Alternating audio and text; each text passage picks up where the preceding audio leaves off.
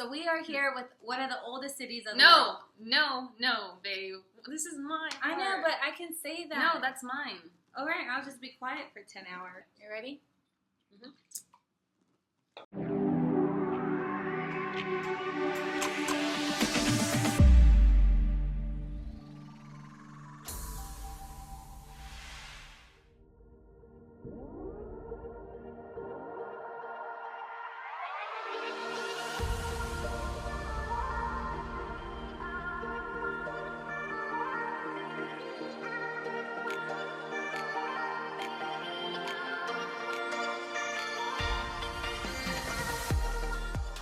Hey guys, welcome back to Travel Tuesday. Je m'appelle Natalie. It's the wrong country. Well, I've been working on my French. But anyways, this is JoJo. She forgot her name. Okay. Whoop, whoop. Only today we are going to be talking about Athens, Greece. Actually, all of the parts of actually the parts that we went to.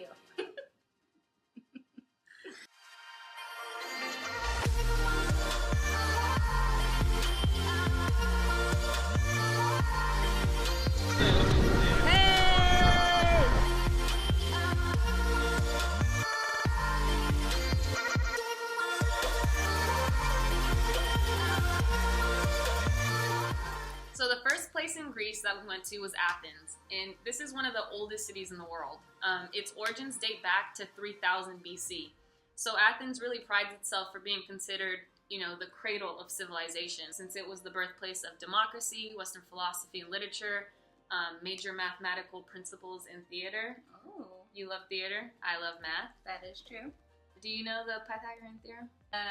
E squared plus C squared equals MC squared. One of the places in Athens that you should check out is the Acropolis, and this refers to a sacred hill where ancient Greeks built many temples honoring their gods. The most important one is the Parthenon in honor of goddess Athena, which is where Athens gets its name. Oh, do you remember how Athens got its name? I don't. You don't? No, I don't remember. But please tell us of your history lesson. No, it's actually pretty interesting. All right, let's listen. So, it was the home of the gods. So the ancient Greeks believed that the world was ruled by many different gods. And there's a story that says Athena and Poseidon, Athena and Poseidon competed to who would become guardian of Athens. And Poseidon, you got it right.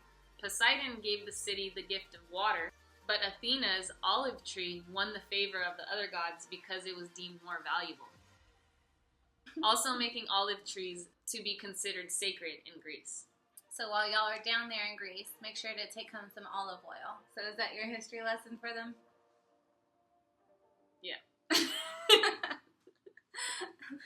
Anyways, this is a dope spot because the Acropolis has survived all kinds of natural disasters, wars, and invasions for over 20 centuries.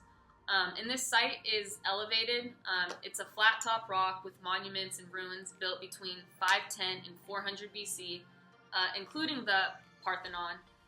And it's just really an impressive example of the ancient Greek architecture. Very little is left from the original structure, but it's so amazing, especially considering all the construction techniques and the design methodologies that were used. Be prepared to climb up a very steep hill and bring some good shoes. Baby made fun of me. But don't bring these. Bring some Tevas. They are the most comfortable shoes I've ever worn. You're going to look like a dork. But I was comfortable as hell. So I was a comfortable ass dork in these. So make sure you bring some of these. My baby's so fine from her head to her toe. Babe, what the fuck are those? Oh my god, you ruined it. Comfortable ass dork. So one-day tickets to the Acropolis, including the Parthenon, cost 20 euros. Or 22 per person in US dollars. And you must show up early. The earlier the better, because these lines get crazy long. And no one likes to linger in those lines. Linger. You linger. Another thing to do is climb Mount Lycabettus. I'm not too sure if I'm pronouncing this one correctly, but we will ping it down below. This is the highest place in Athens, and luckily for this climb, you can take a cable car to the top. The price for this cable car is €5 one way or $7.50 for 2 ways. You can also walk up the stairs. It takes about 14 to 20 minutes.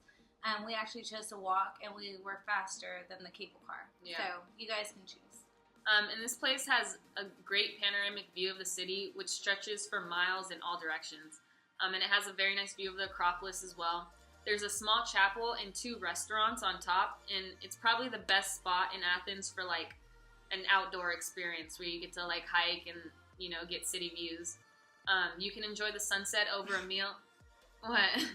Your eyes are so small. I told you. You can enjoy a sunset over a meal at the restaurant or pray in the little church of St. George. I don't know if this is how they pray, but... So the third spot you should check out is called Six Dogs. If you can find this bar, you'll be amazed by the atmosphere and the surprising change of location. It's hidden in a very small, quite dirty road, but you go down the staircase that looks like it's leading to the basement. But then you come into this inner garden of the bar with all the tables and lights, and it's just like a hella cool spot for great cocktails. The drinks are really good, and the prices are, you know, standard Athens downtown prices. I think so. It was super it was cool, really cool and chill. So go check it out.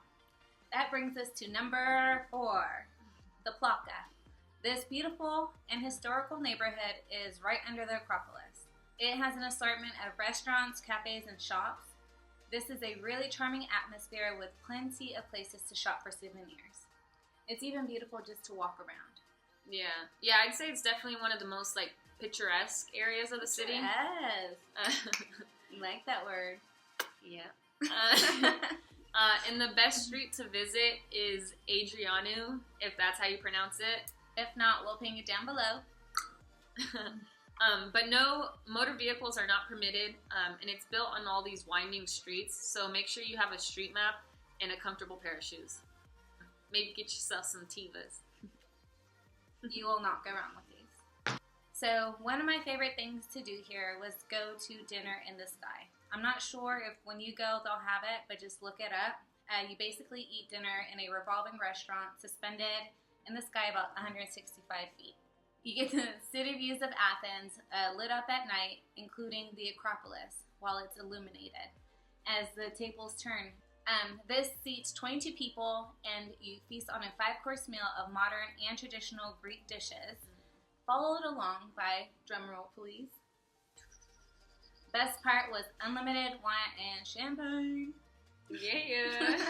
You can choose sunset dinner or the city lights dinner. Which we chose sunset, but you know, you get to see the city lights with the sunset, so it was like, well, duh.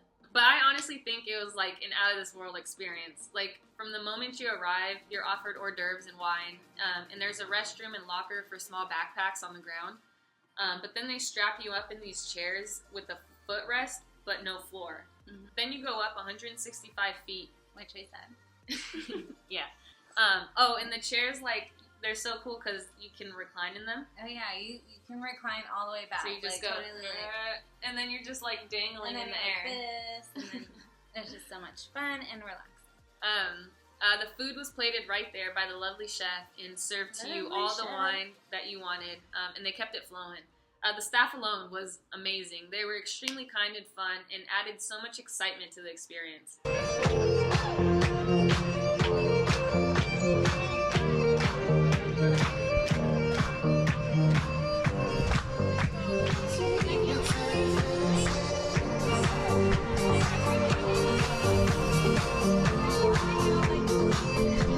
I would highly recommend this to anyone who's looking for a dope experience, and it would also make a great surprise gift for a couple. Go down, baby. Little alfalfa. What alfalfa? There, I got it. So after Athens, we decided to island hop. Whoop whoop! Mykonos and Santorini. We went to Mykonos and Santorini.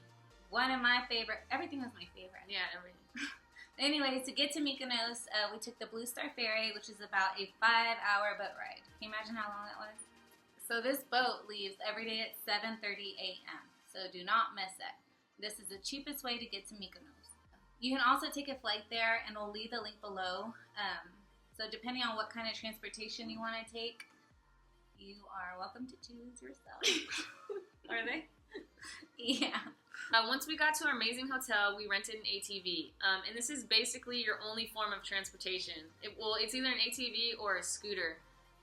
But Uber is not a thing there, and there's very few cabs on the island. And they stop working after 8 p.m. So first off, it's going to be hard to even get one. And then second off, you're going to be stuck if you're out somewhere late. So just plan. You're going to plan. You should plan to rent something for sure. And the ATVs were hella fun. Yeah, they were fun anyways. Speaking of ATVs, the first place we drove to on our ATV was Little Venice, Mykonos Quarter, which is great for cafes, restaurants, and charming houses. This was built in the 16th, 17th century near Alexandria Beach. Some history for your ass. I don't know if I can say that, but for your booty. While you're there at the Little Venice, Mykonos Quarter, make sure to check out the windmills known as Katomili and get that infamous picture spot people do on Instagram. After riding around, some cool places to eat are Cousina Mykonos and the Buddha Beach Bar.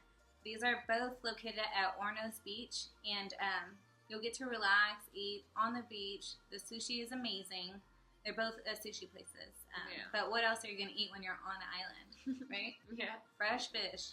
Another popular beach to check out after Ornos is Paradise Beach. This is going to be your young, lively party beach with mini bars spilling out to the water. And after the sun goes down, the party only gets louder. This girl lost her shoe. Just saying. Which one? Remember the waitress when she came to give us food? She was like, I lost my shoe. No? Really? Yeah. After the sunset, it's time to go out. So make sure to check out the Skandinavian Bar near Little Venice. It's crazy busy and so much fun.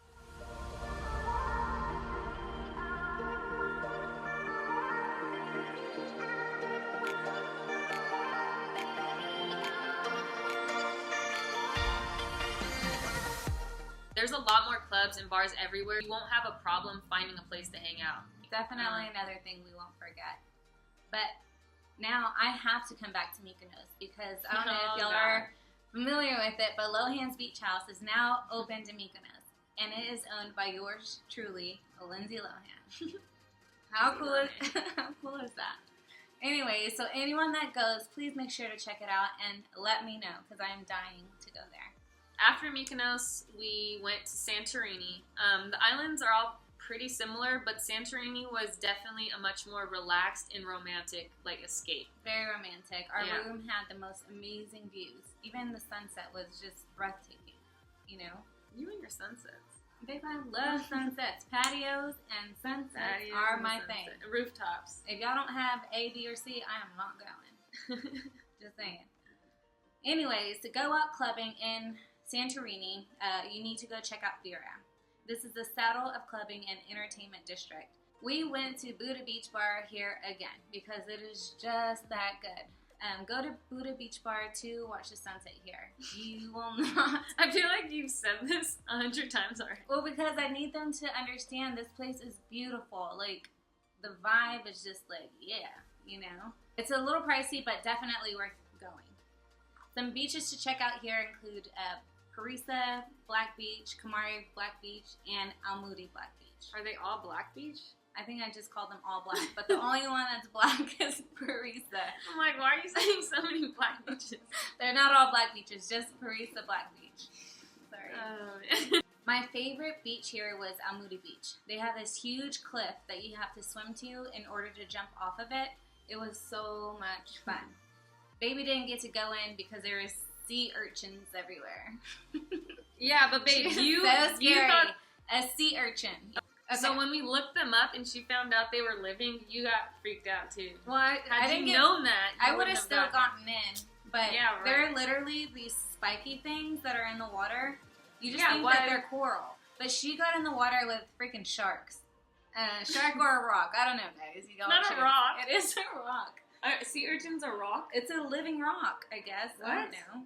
A living rock? The islands are going to be more expensive than eating in the city of Athens. But that's kind of understandable and already assumed, right? There you go. Good job. So that is all we have for you guys today. If y'all have any questions, feel free to hit us up. We totally love helping people plan their itinerary. And if you haven't already, make sure you subscribe and tune in for our next video.